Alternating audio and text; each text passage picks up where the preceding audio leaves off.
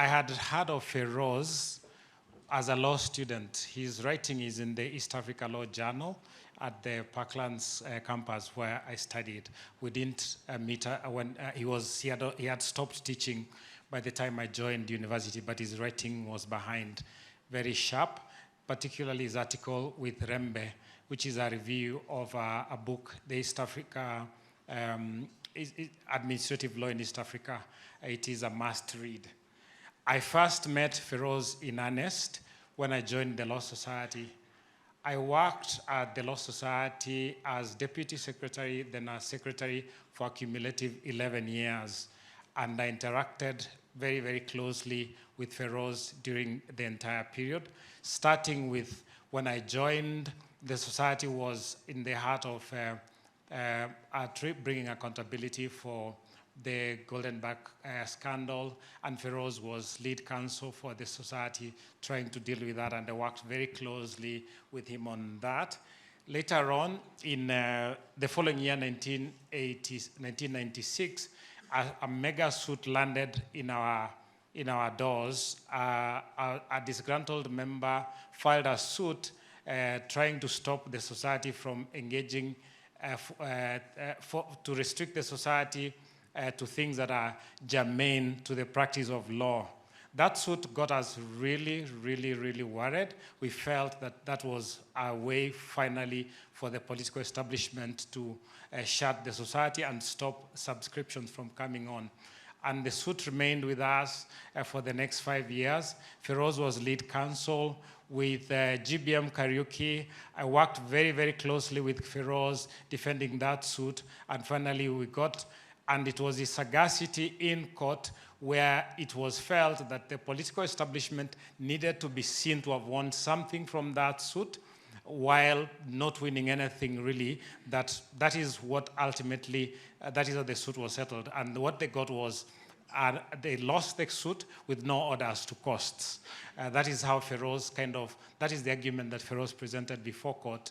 I don't have time to go into the drama of all the detailed preparations that we did with Pheroze and how I saw his work as an advocate, as a leader in practice. In 1999, Kamau Kuria became the chair of the Law Society, and Pheroze and Kamau and the likes of Kivuda Kibwana, who I know is in the room somewhere, they were, and others, they were very strongly involved in the NCC process, and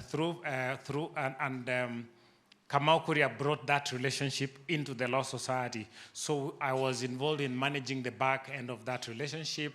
There are people like Cyprian Nyamwamu who are here, who were involved in, as a young man, involved in managing the front end of that relationship.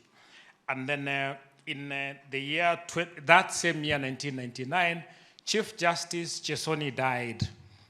And he died in office.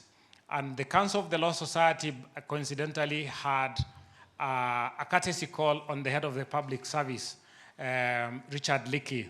We walked across the short distance from Professional Center to Harambee House and did the courtesy call, and the council told him they want this, the next Chief Justice must have these qualities, must not have these qualities.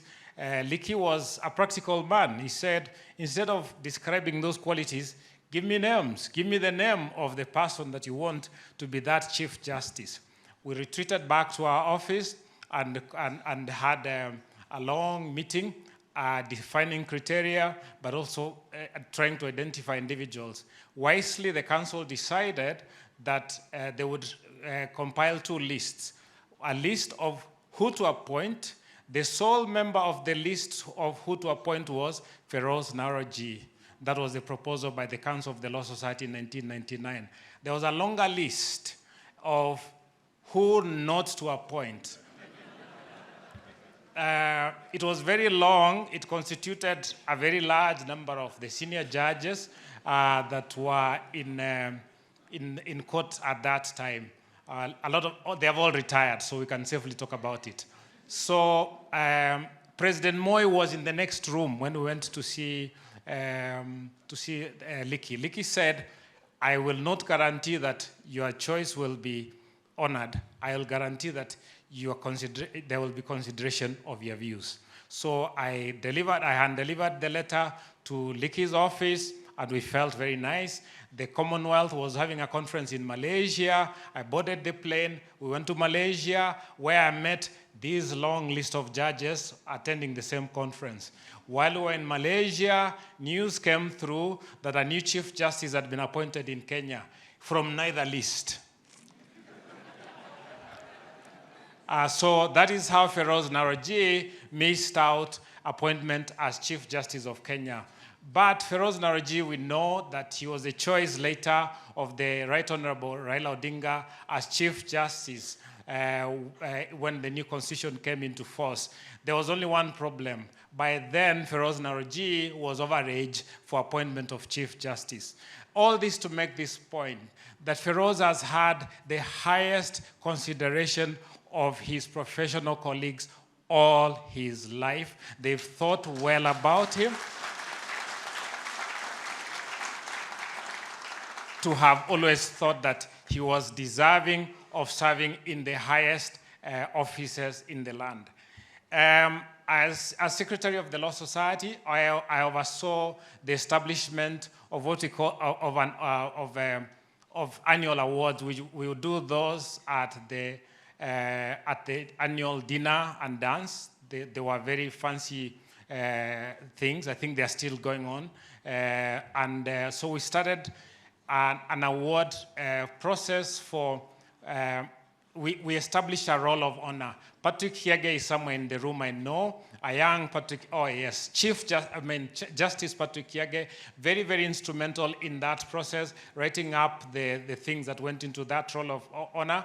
And then we awarded posthumously the Achru Ram Kapila and former Chief Justice Madan. The first living person that we put on the Roll of Honor of the Law Society was Pheroze Norwojee. We did this at the carnival. I remember Vilu was there. And let me say something about Vilu. A lot of you who are men who are married here, I think, you know how wives don't often think you're the brightest person, eh? No offense to the women here who are married. They don't think they landed on the brightest husband, but Vilu thought quite correctly she was Pheroze's greatest cheerleader. And I remember when Pheroze is reading his acceptance speech at the carnival, it was really, really nice. Those awards were very, very, they were very meaningful. Some of them were massive tears were shed because people felt seen for the things they had done with their lives, for the contributions they had made to society, and so on and so forth. Again, that was a nice time for us and how we thought about Pheroze. I'd been with him the previous year in Johannesburg when he accepted the Simmons Award that has been talked about here, and again cheered him on as he read his speech. My next interaction with Pheroze was... Sorry, George, just about 2 minutes. All right, yeah. Great. Thank you very much. When we then go into the Golden Bag Commission, and we stayed there for more than a year, and I see all the lawyers that had many different... It was a very difficult place. I was a very young lawyer. Involved in managing a chair, a larger-than-life personality.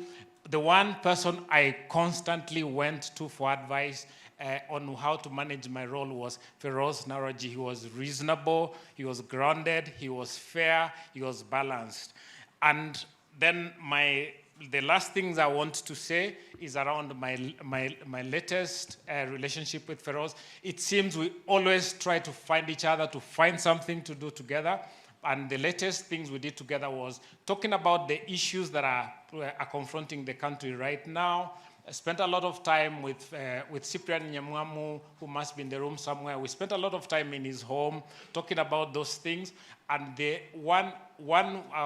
a week before he traveled, which was going to be his end, we met with him and Cyprian, and we agreed to form, that was his suggestion, to form the Kenya Veterans Council, which would be a group of elders, civil society leaders, that would sort of be the voice of reason that speaks to the issues of the country, and he said he was going to lead this and so on and so forth. And that was to be the last that I saw of Pheroze. I brought these books because I wanted to read passages that I can't now read. The last thing I want to say is the very last thing, I promise, is Pheroze's relationship with a group of young lawyers. These are lawyers who argued the losing petition in the presidential petition in the last elections. The Supreme Court not only dismissed the petition, but also came down very, very heavily on the parties, but specifically on junior lawyers who are mentioned by name, who are part of the side that Pheroze was involved with. Pheroze took that extremely seriously, and when all the dust had settled, Pheroze called the junior lawyers. Only he did. Called the junior lawyers, and they're in the room here. I've seen their hands up there. He called them to his house and just told them, let's have our own closure. It is so difficult for you to feel when you're so young, to feel so targeted, but it is okay. This is a learning curve. And one of the dedications in this book is to those young lawyers who he mentions by name. Pheroze did this away from all the limelight, because whatever else Pheroze was, he was such a decent human being. Thank you very much.